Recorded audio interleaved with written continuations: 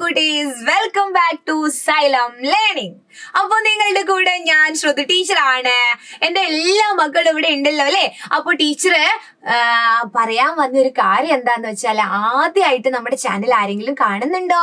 അങ്ങനെയാണെങ്കിൽ അമ്മേനോടോ അച്ഛനോടോ ഒക്കെ പറഞ്ഞിട്ട് അതൊന്ന് സബ്സ്ക്രൈബ് ചെയ്യാൻ പറയണേ. എങ്കിൽ മാത്രമാണ് ടീച്ചേഴ്സും മറ്റു ടീച്ചേഴ്സും ഒക്കെ എടുക്കുന്നത് അല്ലെ. ഇവിടെയുള്ള ഓരോ ടീച്ചേഴ്സ് എടുക്കുന്ന ക്ലാസ്സുകളും എന്ത് ചെയ്യാം, മക്കൾക്ക് കിട്ടുള്ളൂ. അതുപോലെ ഒരു വാട്സപ്പ് കമ്മ്യൂണിറ്റി ഗ്രൂപ്പ് ഉണ്ട് കേട്ടോ.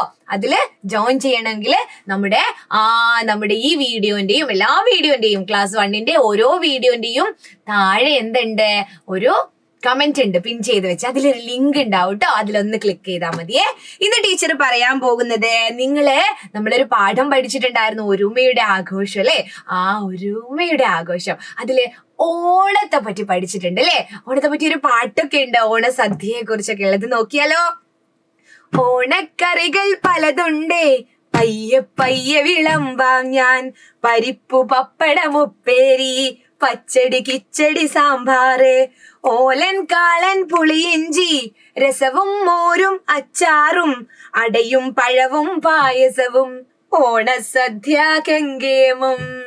അപ്പോ ഓണത്തിന് എന്തൊക്കെയാ ഉണ്ടാവുക എന്നൊക്കെയുള്ള എന്റെ ഒരു കുഞ്ഞു പാട്ടിലൂടെ നമ്മൾക്ക് ഇങ്ങനെ പറഞ്ഞു തന്നതാണ്. നമ്മുടെ പാഠപുസ്തകത്തിലുള്ള പാട്ടാണ് കേട്ടോ, ഓണക്കറികൾ പലതുണ്ടേ എന്നുള്ളത്. അപ്പൊ എന്റെ മക്കളൊന്ന് നോക്കണം, പരീക്ഷയ്ക്ക് ചിലപ്പോ നിങ്ങളോട് ചോദിക്കും, ഓണത്തിന് എന്തൊക്കെ വിഭവങ്ങളാണ് ഉണ്ടാവാറ്?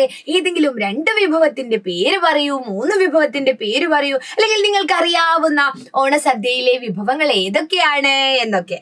അപ്പൊ നമുക്ക് എന്ത് എഴുതാം? ഓണത്തിന് എന്തൊക്കെ വിഭവങ്ങൾ ഉണ്ടാവും? നമ്മുടെ ഇലയില് എന്തൊക്കെ വിഭവങ്ങളാണതാ, എന്തൊക്കെ വിഭവങ്ങളാണ് നിങ്ങൾക്ക് ഇതിലിങ്ങനെ വിളമ്പിത്തരിക? ചോറുണ്ടാവും, ശരിയാണ്. പിന്നെ അച്ചാർ എന്നൊക്കെ പറയുന്നുണ്ട്, അതൊക്കെ ഉണ്ടാവും അല്ലേ. ഇത് നോക്കിയേ, ഇതിൽ ഓരോന്നിലും നമ്മൾ എഴുതണം എന്തൊക്കെയാണ് എന്നുള്ളത്. അത് മക്കളെ എഴുതണം, ടീച്ചർ പറഞ്ഞു തരാം എന്തൊക്കെയാണ് എന്നുള്ളത്. നോക്കിയേ, ചോറ് എന്തായാലും ഉണ്ടാവും നമ്മൾ പറഞ്ഞല്ലോ. പിന്നെ സാമ്പാർ ഉണ്ടാവില്ലേ ഓണസദ്യയില്? സാമ്പാർ ഉണ്ടാവൂലേ. പിന്നെ പച്ചടി ഉണ്ടാവും, കിച്ചടി ഉണ്ടാവും, അവിയൽ ഉണ്ടാവും, തോരനും ഉപ്പേരിയും, കായ വറുത്തതും, ശർക്കര ഉപ്പേരിയും, രസം, കാളൻ, ഓലൻ, പഴം, പപ്പടം, അങ്ങനെ പരിപ്പുണ്ടാകും അല്ലേ. പിന്നെ ടീച്ചർ ഇതിൽ എഴുതാത്തൊരു സംഗതി ഉണ്ട്. അതെന്താണ്? അയ്യോ, ഇതില് ഒരൊറ്റ വിഭവം കൂടി എഴുതിയിട്ടില്ലെങ്കിൽ എന്തില്ല, സദ്യ ആവില്ല. അപ്പൊ ടീച്ചർ ആ വിഭവത്തിന്റെ പേര് ഇവിടെ എഴുതാൻ പോവുകയാണേ. അവസാനം എഴുതല്ലേ. എന്താണ്? പറഞ്ഞോളൂ.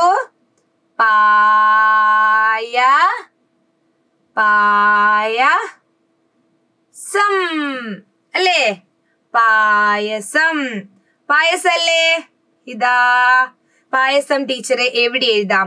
ഇവിടെ ഇതെല്ലാരും കാണുന്നിടത്തിൽ എഴുതാം അല്ലേ. ഇവിടെ ഒരു പായസം ഉണ്ട്. ഇവിടെ തന്നെ ആയിക്കോട്ടെ. പായസം.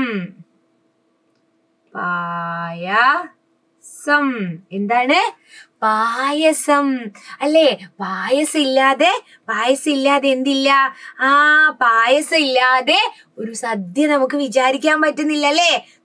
അപ്പൊ വേറെ എന്താണ് ഇതിലില്ലാത്ത എന്തൊക്കെ സാധനങ്ങൾ ഉണ്ട്? ഉപ്പൊക്കെ വിളമ്പാൻ മറന്നു പോരുത് കേട്ടോ. സദ്യയില് മറ്റു കറികൾക്ക് ഉപ്പില്ലെങ്കിൽ നമുക്ക് ഉപ്പ് വേണം അല്ലേ.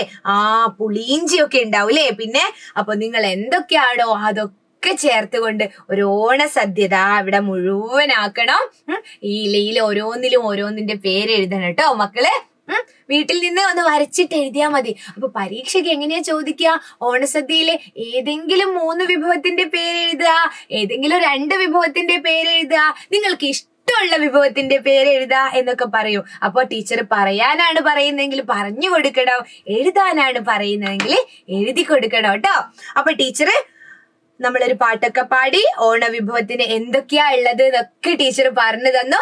ഓണക്കറികൾ പലതുണ്ടേ, പയ്യെ പയ്യെ വിളമ്പാ ഞാൻ. പരിപ്പ് പപ്പടം ഉപ്പേരി, പച്ചടി കിച്ചടി സാമ്പാറ്, ഓലൻ കാളൻ പുളിയിഞ്ചി, രസവും മോരും അച്ചാറും, അടയും പഴവും പായസവും, ഓണസദ്യ കെങ്കേമം.